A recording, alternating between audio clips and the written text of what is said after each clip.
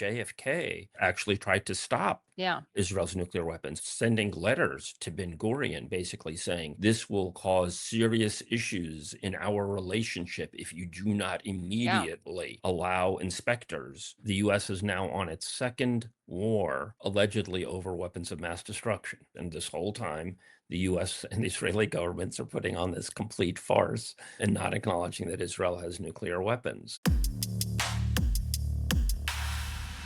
Israel has had nuclear weapons for decades. I didn't find out, and for years I have been questioning U.S. politicians because it's U.S. government policy, and I've known this for years, to not acknowledge that Israel has Right. nuclear weapons, and that always struck me as completely insane. And lots of people think that it's completely insane, but I really wanted to dig into it and really confront them as much as possible. I actually asked Schumer at the press club several years ago about this, and basically got him to tacitly, reluctantly acknowledge, because I kind of mocked him for not acknowledging it. And I've written more extensively about this in recent years. I hadn't known this, that JFK, in when he was in office, actually tried to stop Yeah. Israel's nuclear weapons. I mean, he was sending letters to Ben Gurion basically saying, this will cause serious issues in our relationship if you do not Yeah. immediately allow inspectors Ken to McCarthy go and in. Wally. Yeah, and Ken McCarthy and Wally Rashid, I've had them on together to talk about this because they even Huh. did a comedic sketch. Israeli TV did a comedic sketch where they're having an interaction between JFK and Ben-Gurion. That's like how Yeah. they make light of it. Yeah, I mean, this came to my attention right around the 60th anniversary of the assassination, and I wrote some really in-depth pieces about this, that really gets into some wild stuff. JFK the movie makes no mention of the whole Mm. Israel aspect of things, and the executive producer of JFK the movie ended up being a spy for Israel.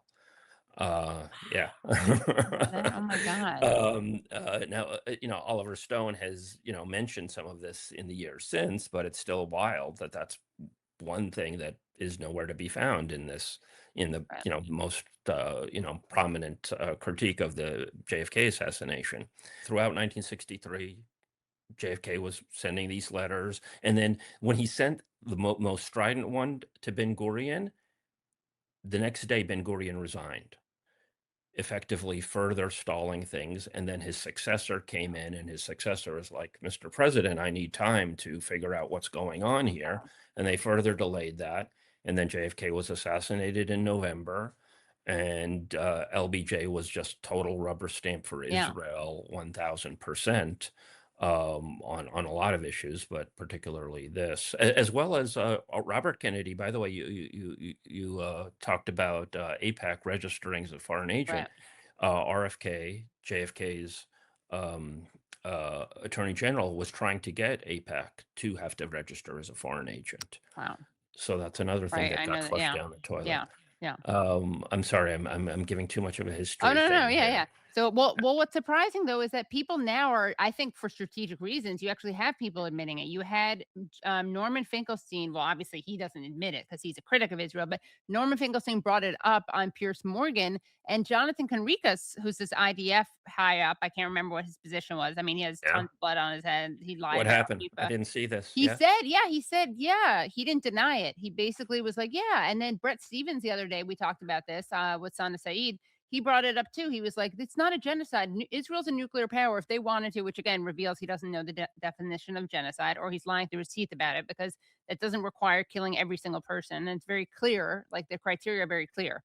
And the other day, I think Trump said something about Netanyahu, like, you shouldn't bring it up, like you're making it too obvious or something.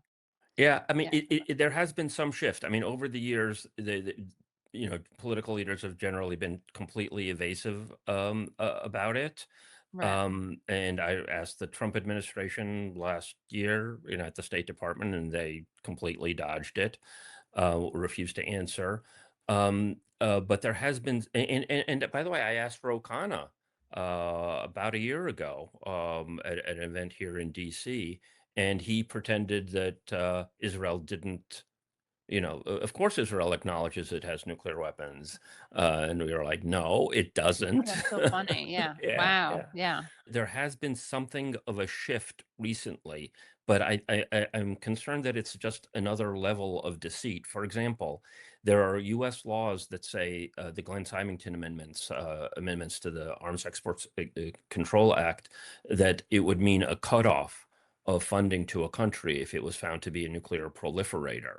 And this was actually applied, at least for a time, to Pakistan by the Carter administration. Part of the concern is that it would be applied to Israel. There was recently, and I've, called congressional offices trying to get them to acknowledge it. They wouldn't do it. And what they did do was finally write a letter a couple of months ago. Ro Khanna might have signed this, but I know AOC and Rashida Tlaib and others signed it. And the letter basically said, we urge the State Department to acknowledge that Israel has nuclear weapons, and we are prepared to work with the State Department to ensure that this doesn't automatically mean a cutoff of funding. Right. Of So course. they're trying to defang the law while bringing it more into a reality-based realm. So I don't know if that's just simply a mutation of evil rather than actual progress at this point. You have a variation of this from Marjorie Taylor Greene. She was, to my knowledge, virtually the first member of Congress to, on their own, say Israel's got nukes. But she did it in such a weird way. She said, why are we spending all this time and effort and money backing Israel and defending Israel? They got nukes. They can take care of themselves. Wow. The subtext of that is that maybe they should use them. Now, Yeah. I'm for acknowledging that Israel has nukes, but I'm not for making it Right. more palatable.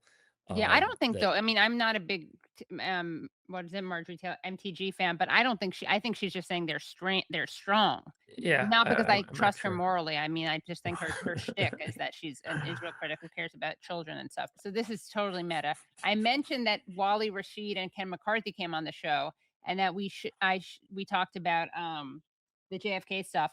But that's also the show that I played Norman Finkelstein on Piers Morgan. So right now, Sammy, you and I are going to watch, me and Wally Rashid and Ken McCarthy watch Norman Finkelstein and talk to Piers Morgan.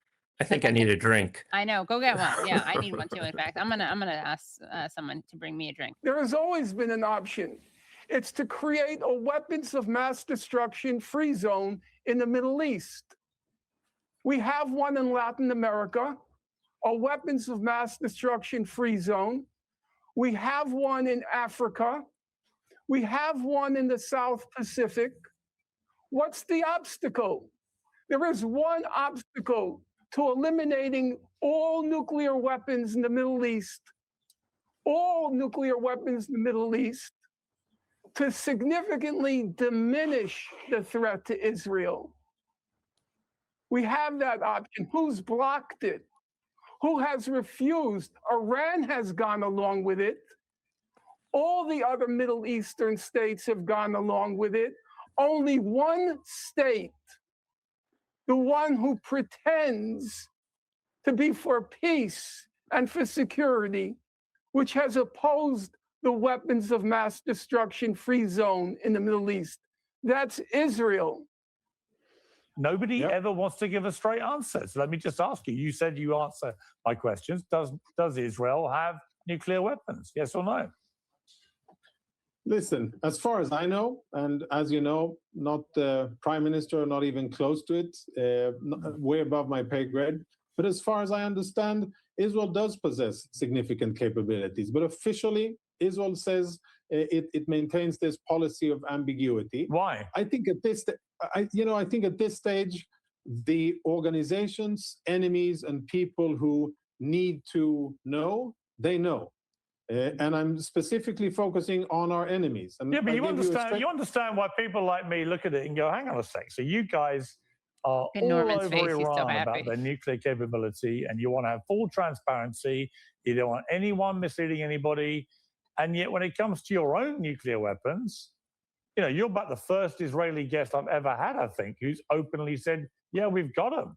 But the idea that your government can just not answer that question and is the only country in the world that doesn't give an answer to that question, why does Israel get a pass? I don't understand it. Well, I think it's fundamentally different when you try to compare Iran and Israel. We aren't the ones. Well, let me who are compare you to speaking the UK. Why should the UK be open and transparent about its nuclear capability, but Israel get a pass? I don't understand why there's one rule for Israel and another rule for everybody else has got them. But even more substantially, Piers, why should anybody have nuclear weapons? Now What you're is he peacenik? doing? I mean, it's such a goalpost moving. Yeah. Why does the UK have them? For what purpose? What does it serve France? What does it serve Russia, China, the US? Well, obviously they have them as a deterrent, as I assume Israel does. But again, there you go. The history of this is really phenomenal. Israel's nuclear weapons have effectively been used. There's significant scholarship in 1973 when the Egypt and Syria, were actually doing damage in the war then to Israel, that Israel basically demanded more supplies from the United States stat, or else they would go nuclear. There's significant scholarship on that. John Steinbeck wrote a really fascinating paper, and other scholars have pointed that out. And Jonathan Pollard actually brags about this, if people have seen clips of that. So that's not a deterrent.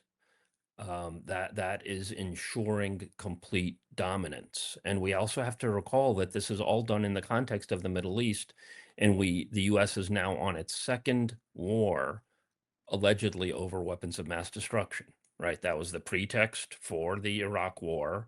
Saddam Hussein was going to get WMDs, and we can't let the smoking gun be a mushroom cloud, and all of that. That was the whole pretext for, or a huge part of the pretext for, the Iraq invasion. And now it's largely about Iran allegedly getting nukes. And this whole time, the US and the Israeli governments are putting on this complete farce and not acknowledging that Israel has nuclear weapons. It's completely vacuous and preposterous, and it's such a an obvious complete con. What should happen is that there should be real scrutiny on Israel's nuclear weapons, so that Israel doesn't have the and I think that that's part of the reason that you see this capitulation with all of these Arab governments, right? I mean, there's massive corruption, and I'm the first person to speak up against the Gulf Sheikdoms and Jordan and Egypt and so on and so forth. But I think that they also assess that they all have a nuclear gun to their head. And so what's the point of fighting this? Right. Well, Sam, you'll be interested. We have another video, and this is a recent video. And here it is. It's on Fox News, and Trump is going to criticize Netanyahu for doing something related to nuclear weapons. Let's take a listen. That Iran will not have a nuclear weapon. There are reports now that Netanyahu is going to talk to you about ongoing excavation at Pickaxe Mountain, construction vehicles entering and exiting tunnels, paving new access roads. Satellite imagery and intel indicates that Iran is actively constructing and fortifying Pickaxe Mountain. How will we respond? Well, I don't need Bibi to tell me that. Bibi's telling me that because he wants me to stay involved. I mean, I don't necessarily. We have the finest, because of Space Force. We have the greatest cameras in the world focused on. We know exactly what's going on. But no, I heard Bibi announce that. I said, why didn't you just tell it to me? Why do you have to announce it to the world? I know exactly what's going on at Pickaxe. It's not a big problem. We took out their nuclear sites, and we'll have to take out Pickaxe if we don't make a deal. If we don't make a deal, we'll take it out very easily. So there, you've come in kind of full circle. Not admitting his own nuclear powers, but of course exaggerating, lying, not just lying about not having the weapons, but here he is lying about Iran's nuclear weapons, which even Trump is like, okay, you don't need to tell me what's happening. Like, don't lie, just to try to get us enthralled in this. Yeah. Yeah, it's, I mean, it's Trump, so, the lies shift by the day. Sure. One minute he's destroyed everything, and the next minute we Exactly. got to act to do something. And the trigger for the entire attack on Iran, according to Rubio, was that Israel was going to attack if we didn't attack. Right. So, there substantial evidence that they're working hand in glove. I should, I'm happy to keep going down the Okay, nuclear yeah. hole here, because it's one of my, Yeah. favorite subjects, and done a lot of work on it. But, I have to shift gears from Yes. being, scrutinizing journalist to being competent, campaigner. Yes. Okay, yeah. So, Well, so yes, you people can can say be that. helping the campaign and Yes. contributing and volunteering at samhusseini.com. And I hope that people plug into that, and, to really mount a very serious challenge to the establishment, that is going to continue to gloss over all of these issues, to just simply morph from different forms of empire, and to corrode democracy, and to be working hand in glove with imperial Israel.